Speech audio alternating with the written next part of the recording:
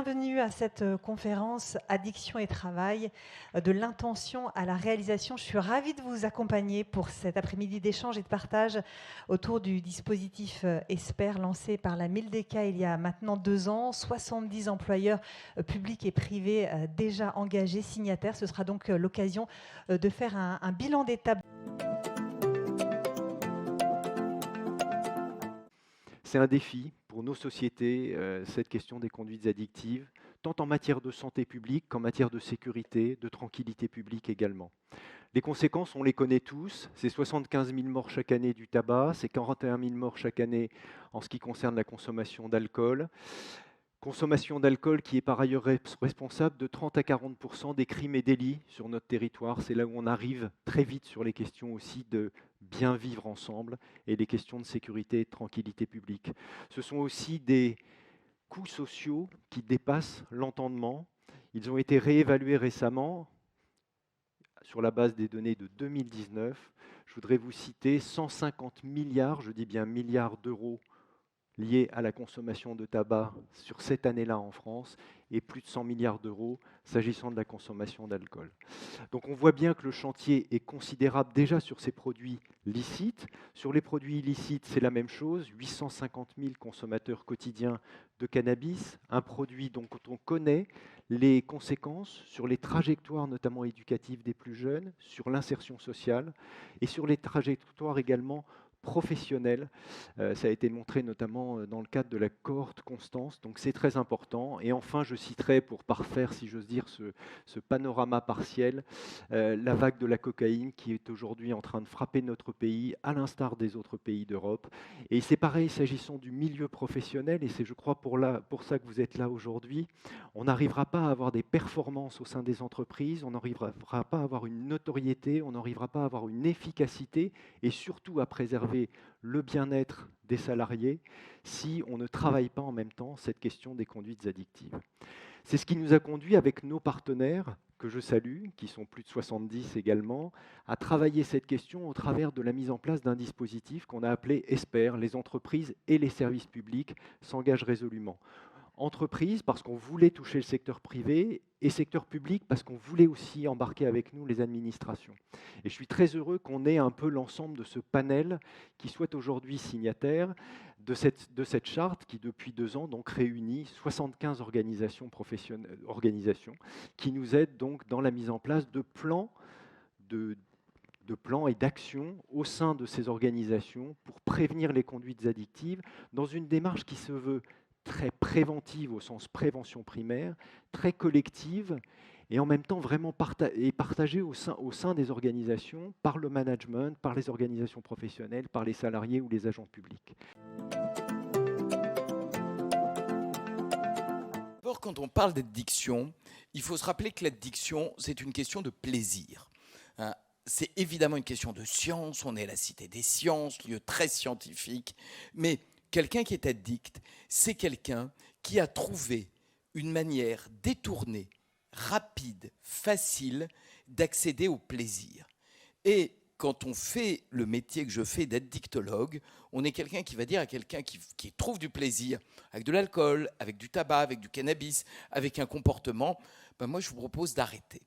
Et il faut beaucoup de naïveté pour imaginer que celle ou celui qui trouve un plaisir facile va sauter de joie devant moi en me disant « heureusement que vous me le dites ».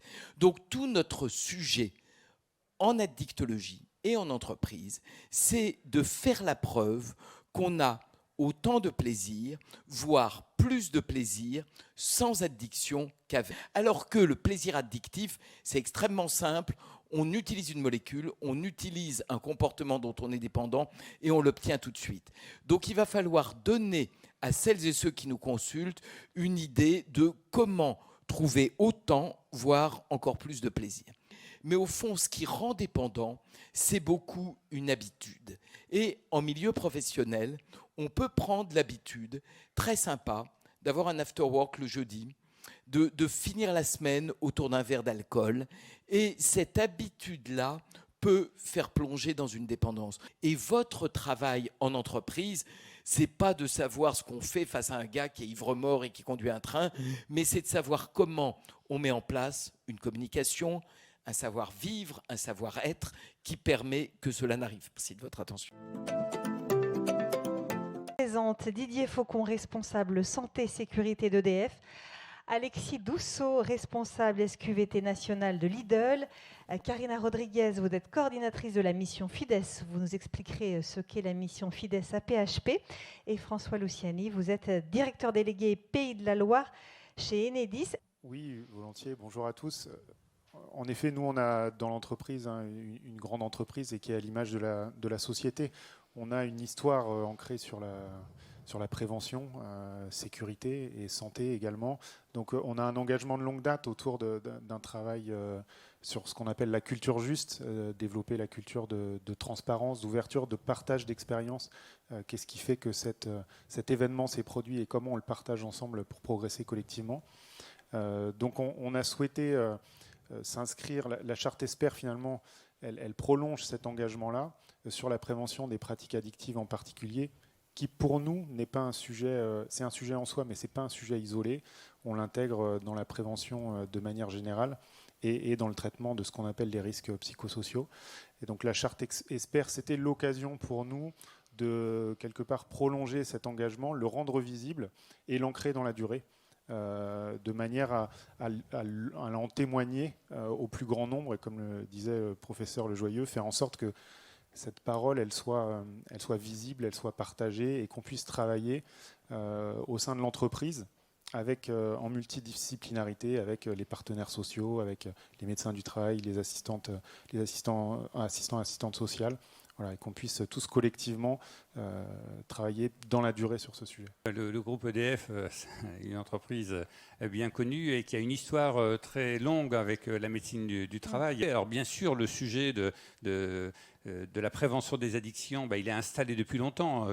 Donc on a vraiment mis l'accent sur un accident mortel que nous avons connu en fait en 2012. Donc c'est vraiment le déclencheur qui nous a fait effectivement dire il faut franchir une nouvelle étape sur ce sujet, parler des addictions, pas simplement du tabac, de l'alcool, mais aussi des stupéfiants, et puis bien sûr de parler de toutes les addictions, y compris en fait des pratiques addictives, pour avoir justement une démarche globale qu'on a voulu intégrer dans ce qu'on a appelé notre démarche, on appelait ça le concept de santé globale, c'est-à-dire que l'entreprise a effectivement une responsabilité sur ce qui se passe dans son entreprise, mais l'entreprise a aussi une responsabilité et aussi apporte un appui aux salariés de l'aider à se poser des questions, c'est comment j'arrive en fait dans l'entreprise.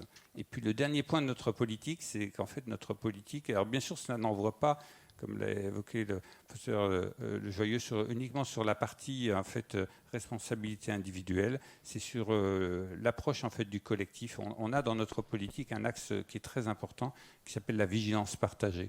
C'est-à-dire que tout le monde a une responsabilité, un rôle à jouer pour oser interpeller et aussi accepter en fait, de l'être. Et ce sujet, c'est aussi un sujet sur lequel ces leviers peuvent être mis en œuvre. Chez Lidl, donc on est plus sur une dizaine d'années à présent, enfin plus de 10 ans, je devrais dire, où au début, donc on a principalement développé une politique de santé-sécurité.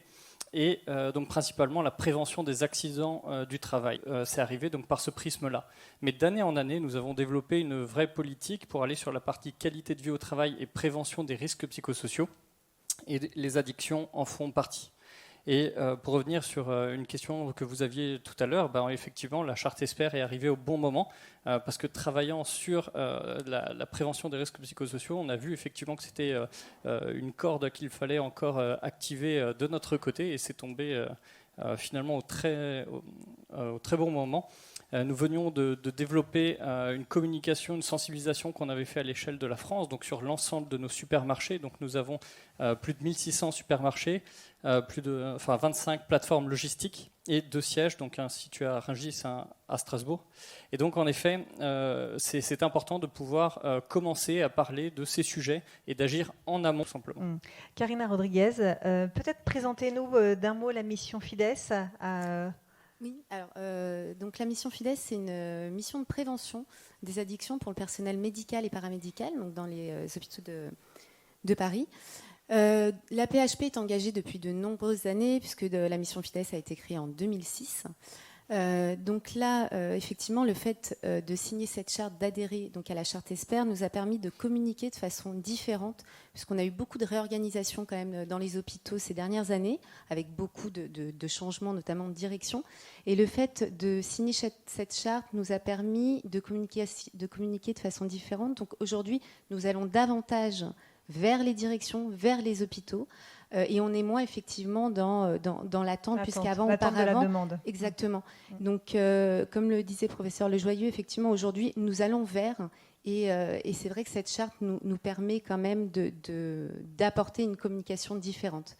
Et les directions sont beaucoup plus attentives. Qu'est-ce qui vous a encouragé à la signer? Est-ce qu'il y a eu, là encore, un élément déclencheur ou Du coup, c'est vrai que c'est un peu arrivé au bon moment également, puisque nous l'avons signé notamment donc après le confinement. Donc du coup, il fallait mettre en place une nouvelle dynamique, apporter des nouveaux messages. Nous sommes très présents sur le terrain. Nous menons beaucoup d'actions de sensibilisation.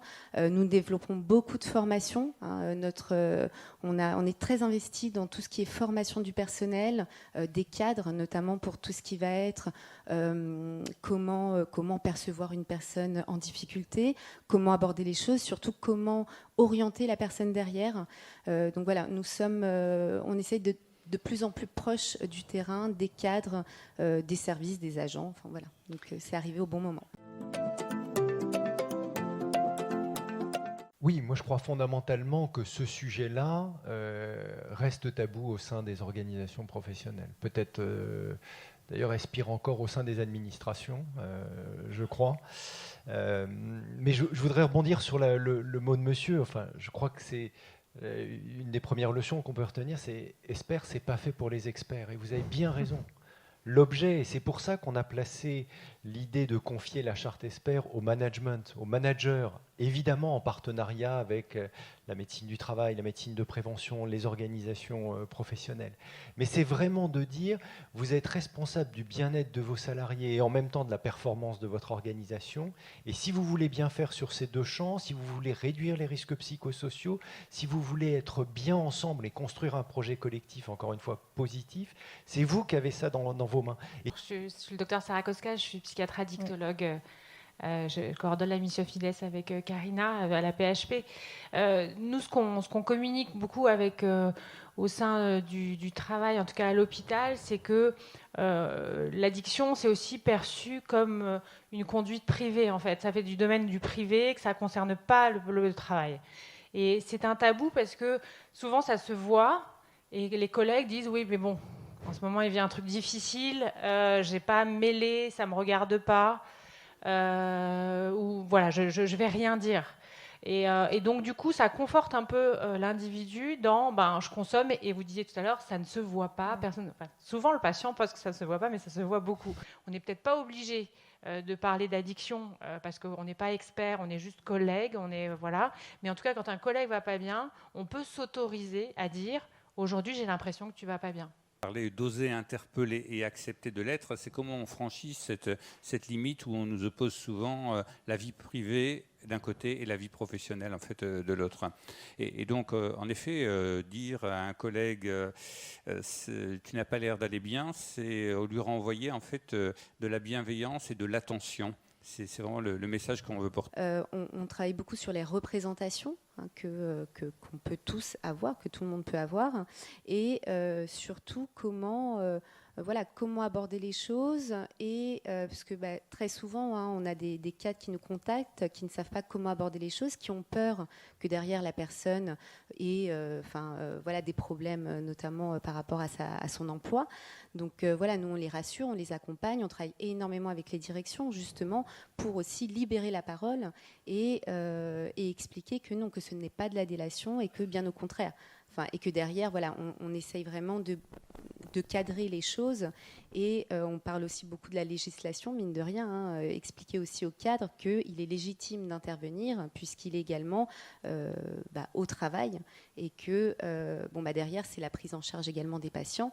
Donc on travaille vraiment sur tous les aspects. Ouais. Une dernière remarque peut-être sur la question du tabou, c'est vraiment Je crois que c'est très difficile de lever le tabou quand on reste dans des démarches individuelles tardives, là où les personnes sont dans une addiction. Par contre, c'est tout l'enjeu aussi de notre démarche collective. C'est si on est dans le positif, dans le préventif et dans une démarche populationnelle au sein de l'entreprise ou de l'organisation, c'est beaucoup moins douloureux pour des personnes qui se sentent naturellement moins stigmatisées, et aborder cette question devient alors un tout petit peu plus aisé. Passer par le haut. On sollicite beaucoup les directions. Ensuite, nous, on leur propose des outils et justement, on leur demande de les travailler avec, alors au niveau des hôpitaux, avec le directeur de l'hôpital, médecine du travail, sécurité. On essaie vraiment d'impliquer toutes les personnes les plus à même d'intervenir dans ces procédures-là. Et par la suite, après, on voit avec un membre de la direction de pouvoir présenter ces procédures au service de soins, au cadre, pour justement qu'ils voient l'implication de la direction, puisqu'il faut effectivement, comme on le disait au départ, il faut que ce soit mené quand même par le haut pour que derrière, il puisse y avoir une mise en place sur le terrain. Le rôle des représentants du personnel, Alexis Dousseau, François Luciani, il est essentiel sur ce sujet? Oui, il est essentiel et c'est facile de s'entendre avec eux sur ce sujet en pratique par rapport à d'autres. Je veux dire. On tombe très vite d'accord sur l'intérêt commun qu'on a à porter ce sujet-là et c'est essentiel de bien s'entendre avec eux là-dessus parce qu'il y a des messages qui peuvent passer par la voie managériale et il y a des messages qui passent mieux quand ils sont portés par les partenaires sociaux, les représentants du personnel, ou par la médecine du travail, ou par les préventeurs, ou par les référents prévention. Enfin, on essaye de multiplier les acteurs impliqués pour multiplier la couleur des discours qui sont portés sur ce sujet et maximiser les chances de toucher les personnes qui écoutent. C'est assez symbolique, les pots en entreprise ou dans les administrations. Parce que, comme le disait Michel Lejoyeux, c'est important de bousculer un peu les habitudes. Moi, ce que je crois, c'est qu'il faut au moins que les gens qui ne boivent pas ou qui n'ont pas envie de boire ou d'être forcés à boire se sentent à l'aise dans l'entreprise, dans ces moments-là. Je crois que c'est fondamental. Donc, c'est cet équilibre entre un peu d'alcool peut-être et puis aussi des softs qui me semblent importants à respecter. Pour que petit à petit, on gagne dans l'idée qu'on peut être bien ensemble sans faire appel à ce type de produit nécessairement. J'ajoute, j'en ai dit un mot en introduction, mais c'est vraiment important. Vous avez, en matière de responsabilité sociétale des entreprises, des tas de chantiers à conduire. Je sais que ce n'est pas simple, mais il y a la question des violences sexuelles et sexistes, qui est assez forte aussi comme problématique dans les organisations en général. Le moment des pots, c'est aussi celui où ça peut déraper sur ce sujet-là. L'alcool est un des produits qui est extrêmement impliqué dans les violences sexuelles et sexistes. On a cité tout à l'heure un cas emblématique en ce moment, mais il n'est vraiment pas du tout représentatif du quotidien de la violence sexuelle et sexiste, qui s'organise bien souvent ou qui spontanément arrive après qu'on se soit un peu arrosé dans ces moments-là. Donc, mes deux messages, ce serait plutôt faire attention, avoir cette vigilance aussi et finalement aborder la question des addictions aussi par cette question des violences sexuelles et sexistes, et puis ménager quand même des temps et des espaces de non-consommation pour ceux qui ne le souhaitent pas. Et petit à petit, je pense qu'on gagnera doucement sur ce terrain-là aussi. Pour reprendre cette idée de privation de liberté, il faut y aller vraiment de manière progressive sur cette réflexion. C'est ce que vous ressentez tous les uns et les autres dans vos organisations? Oui, en effet, le débat qu'on a dans les instances, avec les instances représentatives du personnel et la discussion avec justement l'inspecteur du travail, lorsqu'on présente un règlement intérieur et qu'il nous est retourné que c'est une atteinte abusive aux libertés individuelles, ça, ce sont des choses qui posent problème. Donc il faut en effet y aller étape par étape. Il faut effectivement bien montrer l'importance du sens, lever le tabou, c'est ce qu'on a dit tout à l'heure, montrer que c'est une réalité. Et lorsqu'on me dit mais donnez-nous la liste des accidents ayant mis en cause cette problématique. On sait bien que lors des analyses d'accidents, ce ne sont pas des choses qui sortent de façon évidente. Donc on met en évidence en fait un certain nombre d'événements qui permettent justement d'agir sur ce point-là. Et donc pour moi, c'est vraiment un des points qui nous a beaucoup apporté dans la signature avec la charte Esper, c'est d'abord le partage, montrer que ce n'est pas une lubie de l'entreprise d'aller sur ce champ-là, mais que ça correspond en fait à un souci que partagent en fait de nombreuses entreprises, et nous ne sommes pas différents des autres entreprises. Donc, avoir des actes forts pour justement montrer l'envie, la volonté de la direction, c'est important. Donc c'est pour ça que progressif, oui, mais après, à un moment donné, on s'engage pas. Donc après, encore une fois, ça ne veut pas dire que... Et surtout, chez nous, tout est parfait. Non, pas du tout. Mais je pense que c'est quand même important de garder ça en tête, de savoir effectivement où est-ce qu'on veut aller et de faire en sorte d'avoir des jalons qui permettent effectivement à la fin d'aller vers cet objectif de réduction effectivement des addictions. Il faut être à la fois déterminé et lent. Voilà. Et donc pour montrer la détermination, il faut mettre des symboles et poser des actes qui sont visibles, mais on ne peut pas faire ça de manière autoritaire, comme l'a dit le professeur Lejoyeux, parce que ça touche à du plaisir. On sent qu'on touche à de la culture, on touche au sujet des libertés individuelles, collectives, etc. Et donc on montre, on affiche, on pose des symboles, mais on le fait lentement et avec rondeur et intelligence, et en essayant d'embarquer le plus de monde possible dans la démarche pour progressivement faire changer les mentalités. Voilà. On a beaucoup parlé depuis tout à l'heure de prévention, de prise en charge collective. Il y a aussi toute la question de l'accompagnement individuel. Comment l'entreprise doit-elle accompagner une personne en situation de dépendance? Je pense à la question du maintien dans l'emploi, de son rétablissement physique. Comment est-ce que le cas par cas est-il géré au sein de vos organisations? Qui veut s'exprimer, Karina? Nous, pour le coup, on a la chance de travailler en étroite collaboration donc, avec la collégiale d'addictologie, donc, qui représente tous les services, les consultations d'addictologie des hôpitaux de la paix, qui, et du coup, ont privilégié l'accès aux soins des professionnels de la PHP, mais également des soignants hors AP.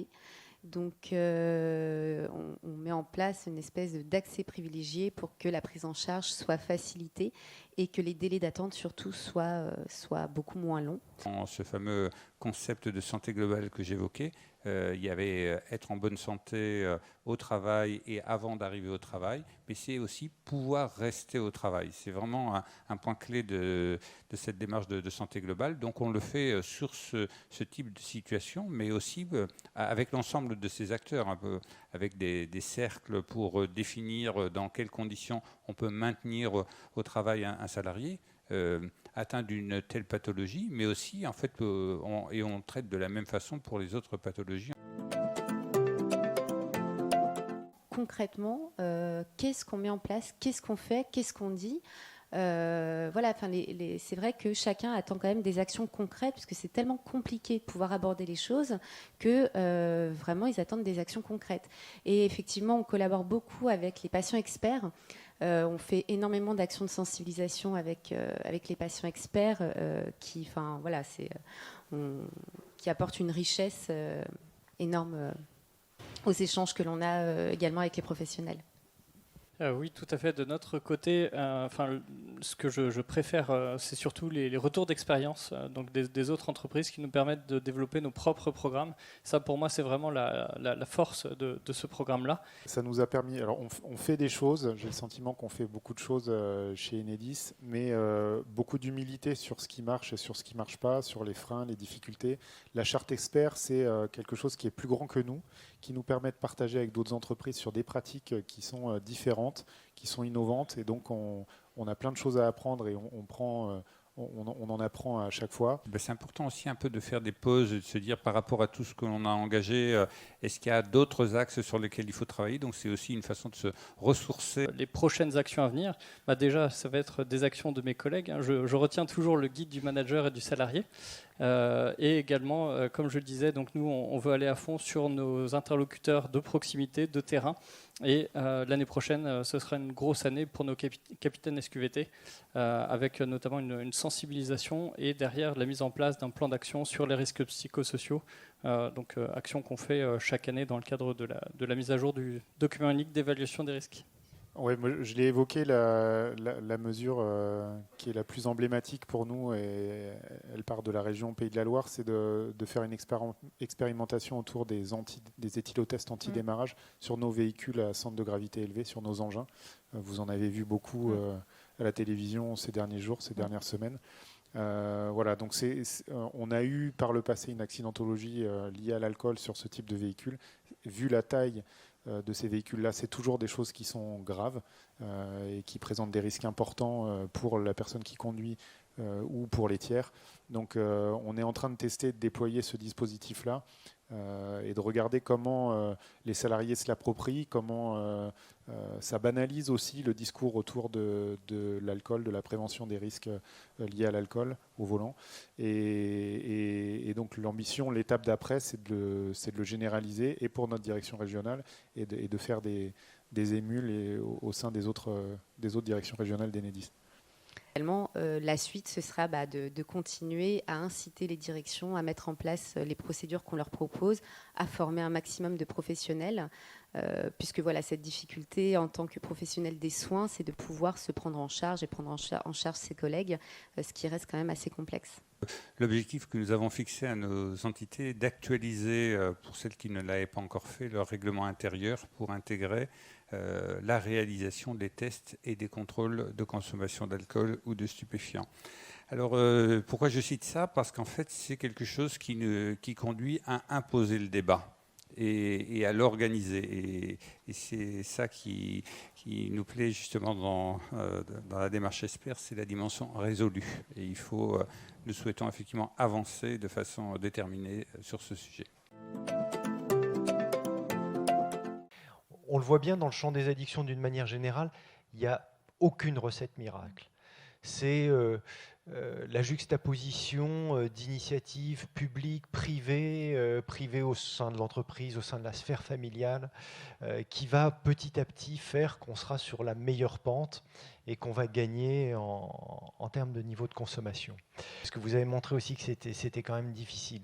De ces projets collectifs qu'on veut positifs, vous avez réussi à montrer une ouverture très respectueuse à la fois de la singularité de vos salariés ou agents publics, et puis en même temps de montrer la résolution, vous l'avez réemployé à la fin, qui me semble tout à fait essentielle. On a abordé aussi de manière très claire et avec beaucoup de nuances la limite entre ce qui se passe dans l'entreprise et ce qui se passe en dehors, le privé. On a une construction, j'allais dire, de nature historique et institutionnelle, un peu comme à l'école, où on a l'impression qu'on a tout construit au moment où on entre dans le monde, dans l'école ou dans l'entreprise. Chaque jour, on doit être quelqu'un d'autre, et puis après on repart chez soi et on est une autre personne prise en charge par d'autres dispositifs. Cette porosité désormais, et comme disait Michel Lejoyeux, qui permet un peu de dépasser parfois des pudeurs mortifères, il faut réussir quand même à l'organiser ensemble pour que l'extérieur et l'intérieur communiquent, parce qu'on est une seule et unique personne. Et dans le champ des conduites addictives, c'est là où on voit tous les déterminants qui s'assemblent de la vie privée, de la vie professionnelle, de ce qu'on a été plus jeune, de ce qu'ont été même nos parents, maintenant on le sait, avec l'épigénétique. Donc il y a des enjeux magnifiques. Vous m'avez vraiment donné cette envie de recruter d'autres signataires, de continuer ce système d'animation et une mise à disposition de ressources. On est aujourd'hui quand même à un nombre de signataires, je le disais, 75. Juste repréciser, parce que je ne l'ai pas fait au début, ça représente quand même 1 million de personnes qui en France sont désormais engagées avec leur patron, leur patronne dans le dispositif ESPER. C'est pas mal quand même comme nombre.